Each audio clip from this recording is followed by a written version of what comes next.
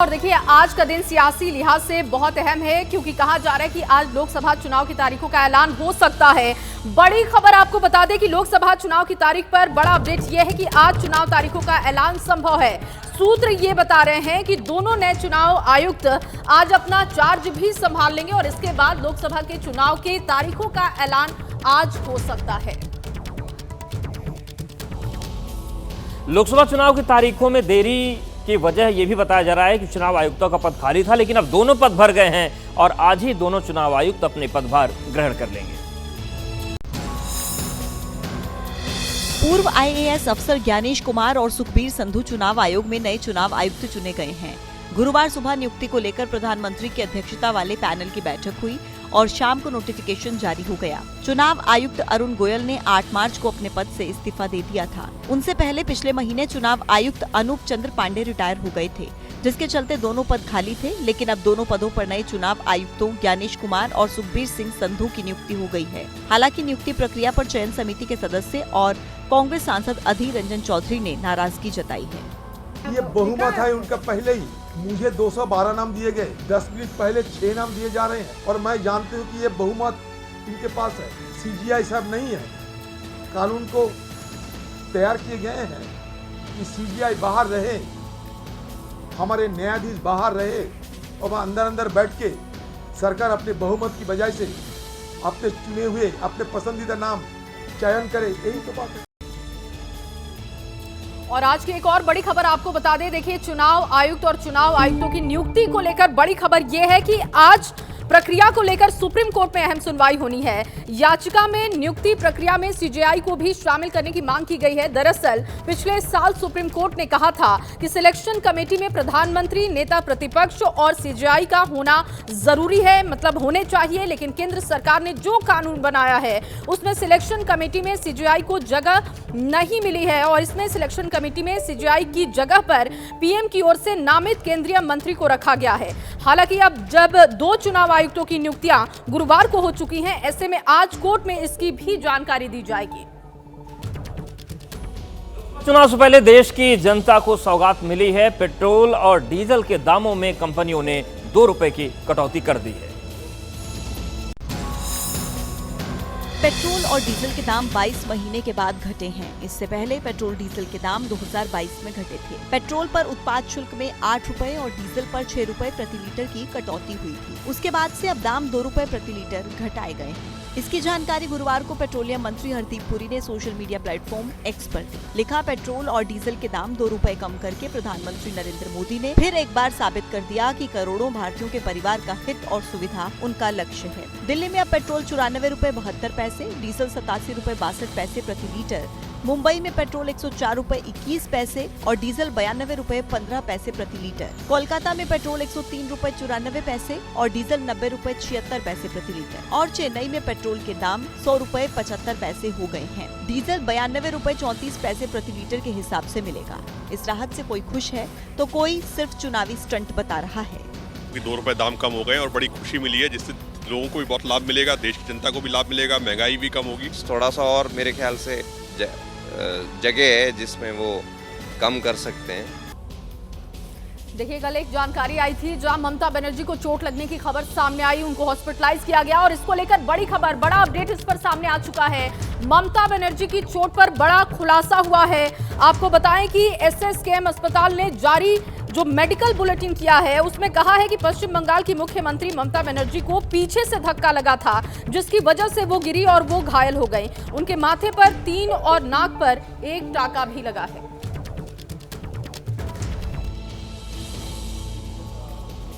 एक मुख्यमंत्री का इस तरीके से गिरना और घायल हो जाना कई सवाल खड़े कर रहा है। सवाल यही है कि आखिर ममता बनर्जी के साथ हुआ क्या। अब बताया जा रहा है कि पुलिस जल्दी इस मामले की जांच शुरू करने वाली है। घायल ममता बनर्जी की ये तस्वीर गुरुवार रात को जैसे ही सामने आई, हड़कंप मच गया। माथे पर चोट लगी थी और खून बह रहा था। तस्वीरों के साथ खबर ये आई कि वो घर पर गिरी और घायल हो गई। भतीजे अभिषेक बनर्जी उन्हें अस्पताल लेकर पहुंचे। खून बहना बंद करने के लिए माथे पर 3 और नाक पर 1 टांका लगा। सभी जरूरी टेस्ट हुए। डॉक्टर्स ने अस्पताल में भर्ती रहने की सलाह दी, लेकिन उन्होंने मेडिकल टीम की निगरानी में घर जाने की बात कही, जिसके बाद उन्हें छुट्टी दे दी गई। हेल्थ बुलेटिन जारी हुआ तो एक बड़ी बात सामने आई। Mamata Banerjee reported to our hospital today around 7:30 p.m. with a history of fall within the vicinity of our home due to some push from behind. अस्पताल की तरफ से जारी इस बयान के बाद सवाल उठा कि आखिर ममता बनर्जी के साथ हुआ क्या, क्योंकि पहले खबर ये आई थी कि वो अपने घर पर गिर गई थी। ये बात उनके भाई कार्तिक बनर्जी ने एक बांग्ला चैनल को बताई, लेकिन डॉक्टर्स के मुताबिक वो पीछे से धक्का लगने से गिरी। आखिर हुआ क्या था, अब इसकी जांच पुलिस करेगी। आज रमजान का पहला जुम्मा है और आपको बताएं कि सीए लागू होने के बाद ये पहला जुम्मा होने जा रहा है और इसको लेकर यूपी पुलिस हाई अलर्ट पर है ताकि माहौल ना बिगड़े। डीजीपी मुख्यालय की तरफ से सूबे में सभी कमिश्नरेट को अलर्ट रहने के निर्देश दिए गए हैं, खास तौर पर उन इलाकों में जहां पहले सीएए के खिलाफ विरोध प्रदर्शन हुआ था, उनमें शामिल रहे लोगों पर और वहां की मस्जिदों में भीड़ और तकरीरों पर नजर रखने को कहा गया है। इस बीच सीएए पर सियासी वार पलटवार भी जारी है। दिल्ली के मुख्यमंत्री अपने भ्रष्टाचार के उजागर होने से अपना आपा खो गए और इतनी ही चिंता है तो वो क्यों बांग्लादेशी घुसपैठियों की बात नहीं करते, क्योंकि वो वोट बैंक की पॉलिटिक्स कर रहे हैं और बांग्लादेशी नौकरी का अधिकार नहीं मार रहे हैं क्या, रोहिंग्याज नहीं मार रहे हैं, सिर्फ जो हिंदू शरणार्थी आए हैं, जो बौद्ध शरणार्थी आए, जो जैन, पारसी और क्रिश्चियन शरणार्थी, इसी का विरोध कर रहे हैं। केजरीवाल भ्रष्ट है, केजरीवाल ये है, केजरीवाल ऐसा है, केजरीवाल वैसा है। मुझे छोड़ दीजिए, मैं इम्पोर्टेंट नहीं हूँ, देश इम्पोर्टेंट है। क्या हमारा देश सुरक्षित होगा, चारों तरफ कानून व्यवस्था की समस्या नहीं पैदा हो जाएगी, इसी को लेकर मैं चिंतित हूँ माननीय गृह मंत्री। बड़ी खबर आपको बता दें, उत्तर प्रदेश के इटावा से ये बड़ी खबर है। सैफई मेडिकल की छात्रा का शव मिला है। वैदपुरा के सोनाई पुल के पास ये शव मिला है। शव मिलने के बाद छात्रों का हंगामा भी देखने को मिला है। वैदपुरा के सोनाई पुल के पास आपको बताएं कि ये शव बरामद किया गया है। सैफई मेडिकल की एक छात्रा थी जिसका शव मिला है। हालांकि शव मिलने के बाद आगे की जांच पड़ताल को शुरू कर दिया गया है, लेकिन इसी बीच शव मिलने के बाद से छात्रों में हंगामा भी देखने को मिला है। आगे की जांच पड़ताल लगातार जारी। 3 तस्वीरें हम आपको दिखा रहे हैं किस तरीके से शव को अब आगे जांच पड़ताल के लिए भेज दिया गया है। पुलिस लगातार इस पूरे मामले की जांच में जुटी है। एएनएम छात्रा का यहाँ पर यह शव बरामद हुआ है, लेकिन देखिए किस तरीके से जो छात्र नाराज हैं उन छात्रों ने हंगामा करना भी शुरू कर दिया है। आगे की जांच पड़ताल अब शुरू कर दी गई है। एएनएम छात्रा थी जिसका ये शव बरामद किया गया। सैफई मेडिकल की छात्रा थी।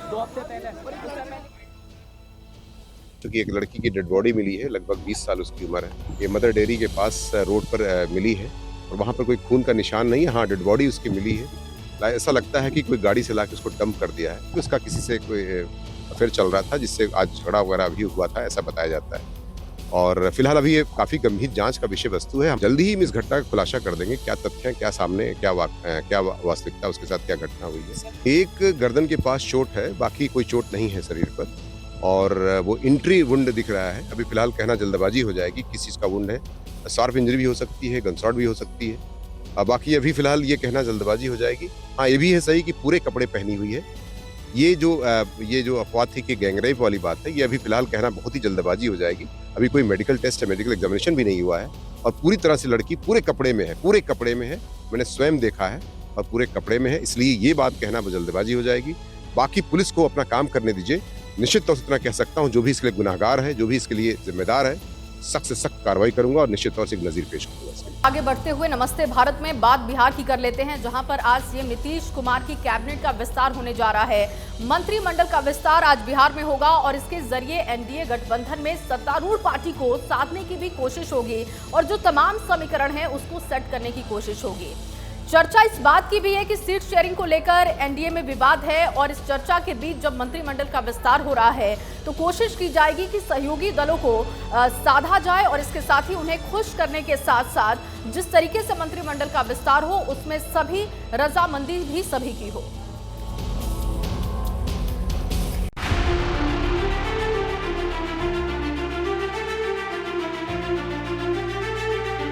अट्ठाईस जनवरी 2024 इसी दिन बिहार में फिर एनडीए सरकार ने शपथ ली थी। अब शपथ ग्रहण के 47 दिन बाद बिहार में नीतीश मंत्रिमंडल का पहला विस्तार आज हो रहा है। पटना से दिल्ली तक मंथन के बाद हो रहे इस मंत्रिमंडल विस्तार में जेडीयू की तरफ से सभी पुराने चेहरों को जगह मिलेगी, यानी अशोक चौधरी, सुनील कुमार, मदन सहनी, शीला मंडल, रत्नेश सदा, लेसी सिंह, जयंत राज और जमा खान जेडीयू कोटे से मंत्री बनेंगे। वहीं संजय झा के राज्यसभा सांसद बनने के बाद उनकी जगह महेश्वर हजारी को मौका मिलेगा। सूत्रों का दावा है कि लोकसभा चुनाव को देखते हुए नीतीश कोई रिस्क नहीं लेना चाहते, इसलिए जेडीयू से पुराने चेहरों को रिपीट किया जा रहा है।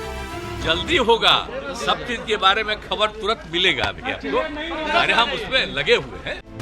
बीजेपी कोटे से मंत्री बनने वाले विधायकों के नाम पर मंथन पूरा हो चुका है, लेकिन समस्या जीतन राम मांझी को लेकर है। दरअसल जीतन राम मांझी नीतीश सरकार में एक और मंत्री पद चाहते हैं। मांझी अपने विधायक अनिल सिंह को मंत्री बनाना चाहते हैं। मांझी के मंथन के लिए बिहार के डिप्टी सीएम सम्राट चौधरी उनके घर पहुंचे। लोकसभा के चुनाव में 40 की 40 सीट जीतने के लिए जो रूपरेखा बनाना है उसकी तैयारी कर। देखिए, मंत्रिमंडल का विस्तार माननीय मुख्यमंत्री जी का अधिकार है, उनको तय करना है। मंत्रिमंडल विस्तार के जरिए बिहार में गठबंधन के समीकरण साधने की कोशिश भी हो रही है। लोकसभा चुनाव से पहले हो रहे मंत्रिमंडल विस्तार में सीट शेयरिंग का भी असर दिखेगा। सूत्रों के मुताबिक बिहार एनडीए में BJP 16, JDU 16, LJPR 5, Upendra Kushwaha 1, Jitan Manjhi 1 और मुकेश सहनी की वीआईपी को 1 सीट मिल सकती है। अगर सहनी एनडीए में नहीं आते हैं तो ये 1 सीट उपेंद्र कुशवाहा को जाएगी। सीट शेयरिंग के इस फॉर्मूले में पशुपति कुमार पारस की राष्ट्रीय लोक जनशक्ति पार्टी का पत्ता साफ हो गया है। ऐसे में चर्चा है कि पशुपति पारस को साथ रखने के लिए बीजेपी ने पारस को राज्यसभा भेजने का ऑफर दिया है। प्रिंस पासवान को बिहार में मंत्री बनाने का ऑफर दिया है। हालांकि अभी पारस मौन है। आज पशुपति पारस ने दोपहर 3 बजे अपनी पार्टी के नेताओं की बैठक बुलाई है। इस बैठक में पारस की पार्टी अगली रणनीति पर चर्चा करेगी। अब आगे देखना है होता है क्या। जिस दिन मंत्रिमंडल का विस्तार होगा उसी दिन बिहार में ये सरकार जाएगी, ऐसा अनुमान लगाया जा रहा है। बिहार में न सिर्फ मंत्रिमंडल विस्तार बल्कि एनडीए में सीटों का बंटवारा एकदम सही समय पर पूरे समन्वय के साथ हो जाएगा। आने वाले समय में क्या होगा किसी को नहीं पता। असल में सत्ता से बेदखल होने का जो विलाप है वो उनका आज तक बंद नहीं हुआ है, इसीलिए एनडीए के खिलाफ इस तरह की बयानबाजी ये लोग करते रहते हैं। नीतीश की वापसी के बाद बिहार में एनडीए फिलहाल मजबूत दिख रही है। इसकी झलक एबीपी न्यूज सी वोटर के ओपिनियन पोल में भी दिखाई दे रही है। एबीपी न्यूज सी वोटर के ओपिनियन पोल के मुताबिक बिहार की 40 लोकसभा सीटों में से एनडीए को 32, इंडिया को 8 सीट मिलती दिख रही है।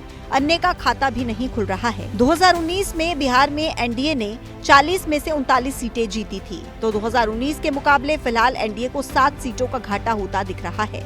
लेकिन बीजेपी जिस तैयारी से गठबंधन को मजबूत कर रही है, उससे आने वाले दिनों में समीकरण बदल भी सकते हैं। सुप्रीम कोर्ट में आज इलेक्टोरल बॉन्ड मामले पर सुनवाई होगी। 5 जजेस की स्पेशल बेंच कोर्ट के आदेश पर हुए अमल को लेकर सुनवाई करेगी। सुनवाई से पहले चुनाव आयोग ने अपनी वेबसाइट पर इलेक्टोरल बॉन्ड से जुड़ा डेटा अपलोड कर दिया है। ये डेटा चुनाव आयोग को स्टेट बैंक ऑफ इंडिया ने दिया। कोर्ट ने एसबीआई को आदेश दिया था कि वो इलेक्टोरल बॉन्ड से जुड़ी जानकारी चुनाव आयोग को उपलब्ध कराए।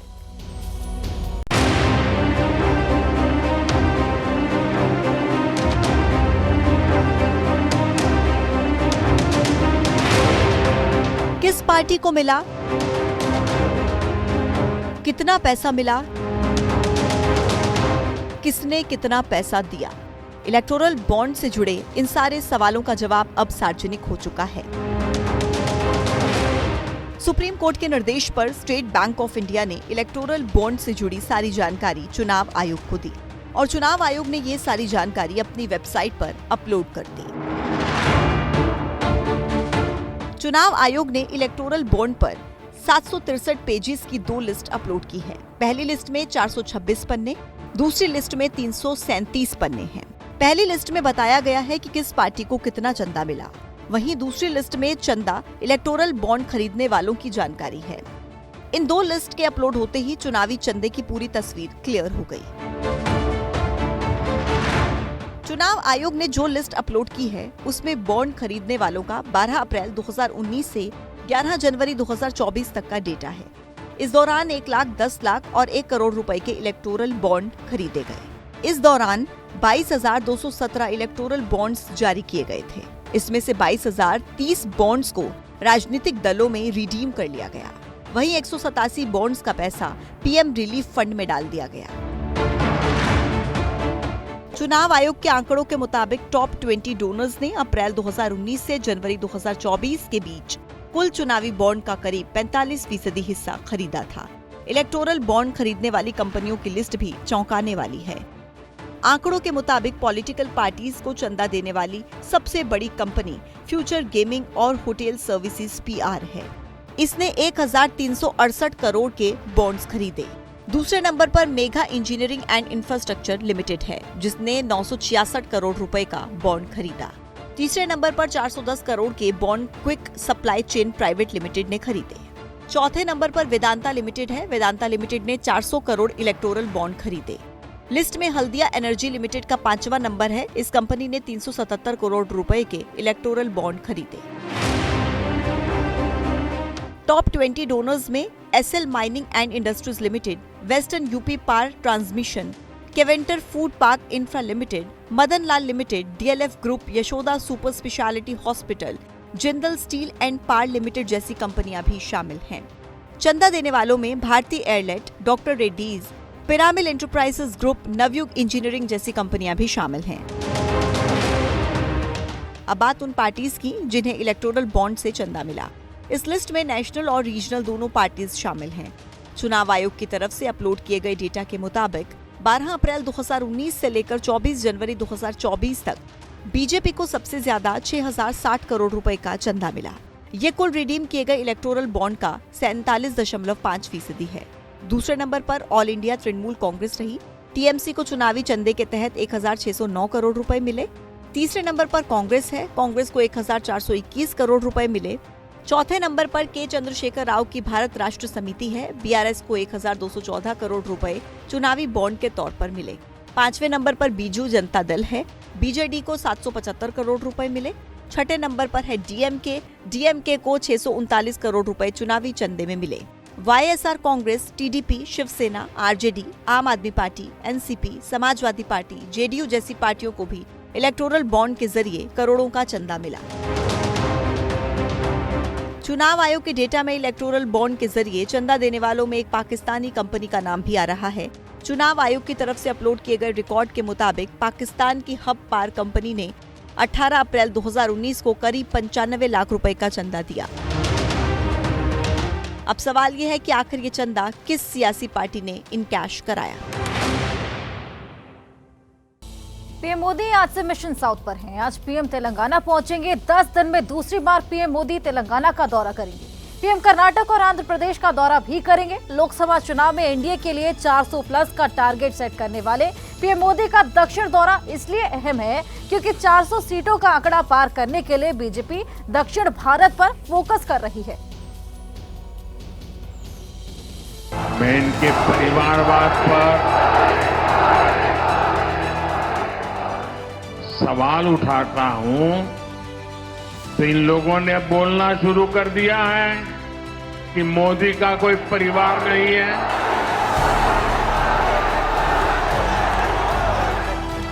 एक 140 करोड़ देशवासी यही मेरा परिवार है।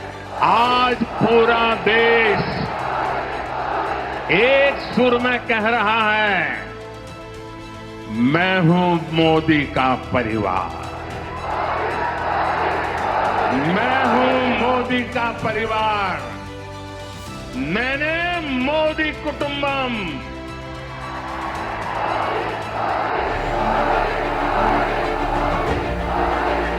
4 और 5 मार्च को जब पीएम मोदी तेलंगाना पहुंचे थे तो उन्होंने तेलंगाना की जमीन से विपक्ष को निशाना बनाया था, परिवार पर हमला बोला था और याद दिलाया था कि कैसे उनकी सरकार ने अपना वादा पूरा किया। हमने जम्मू कश्मीर से आर्टिकल 370 के अंत की बात कही थी। ये वादा बीजेपी ने पूरा किया कि नहीं किया, करके दिखाया कि नहीं दिखाया। हमने कहा था कि हम सब मिलकर अयोध्या के भव्य मंदिर में भगवान राम का स्वागत करेंगे। ఇది మోదీ గ్యారంటీ, మోదీ గ్యారంటీ అంటే గ్యారంటీగా పూర్తి అయ్యే గ్యారంటీ। आज फिर पीएम मोदी तेलंगाना पहुंच रहे हैं। इस बार भी पीएम 2 दिन तेलंगाना में रहेंगे और इन 2 दिनों में तेलंगाना का सियासी मिजाज मोदी के रंग में रंगा रहेगा। आज शाम 4:50 पर पीएम मोदी हैदराबाद के बेगमपेट एयरपोर्ट पहुंचेंगे। यहां से पीएम सड़क के रास्ते मलकाजगिरी के लिए रवाना होंगे। शाम 5:15 से 6:15 तक पीएम मलकाजगिरी में रोड शो करेंगे। पीएम का रोड शो मिर्जागुड़ा से मलकाजगिरी क्रॉस तक करीब 1.2 किलोमीटर लंबा होगा। मलकाजगिरी सीट से बीजेपी ने एटला राजेंद्र को अपना उम्मीदवार बनाया है। मलकाजगिरी सीट पर 2019 में कांग्रेस के रेवंत रेड्डी ने जीत दर्ज की थी। रेवंत रेड्डी अब तेलंगाना के मुख्यमंत्री हैं। ऐसे में ये सीट हाई प्रोफाइल मानी जा रही है। मलकाजगिरी में रैली करने के बाद पीएम हैदराबाद लौटेंगे। राजभवन में रात्रि विश्राम करने के बाद शनिवार यानी कि 16 मार्च को पीएम मोदी बेगमपेट एयरपोर्ट से विशेष हेलीकॉप्टर से नगर कुर्नूल रवाना होंगे। नगर कुर्नूल में पीएम दोपहर 12 बजे से 12:45 तक रैली करेंगे। दक्षिण भारत में कर्नाटक के बाद बीजेपी का फोकस आंध्र प्रदेश और तेलंगाना पर है। एबीपी न्यूज सी वोटर के ओपिनियन पोल के मुताबिक तेलंगाना की 17 लोकसभा सीटों में से बीजेपी को 4, कांग्रेस को 10, बीआरएस को 2, एआईएमआईएम को 1 सीट मिलती दिख रही है। यानी यहां बीजेपी का आंकड़ा बेशक 2019 जितना ही दिख रहा हो, लेकिन इस बार बीजेपी यहां नंबर 2 पार्टी बनती दिख रही है। 16 मार्च को ही पीएम मोदी कर्नाटक पहुंचेंगे। पीएम मोदी कलबुर्गी में जनसभा करेंगे। इस जनसभा के जरिए कर्नाटक में बीजेपी के चुनाव अभियान की शुरुआत होगी। कर्नाटक दक्षिण में बीजेपी का गढ़ है। ये बात एबीपी न्यूज सी वोटर के ओपिनियन पोल में भी साबित हो रही है।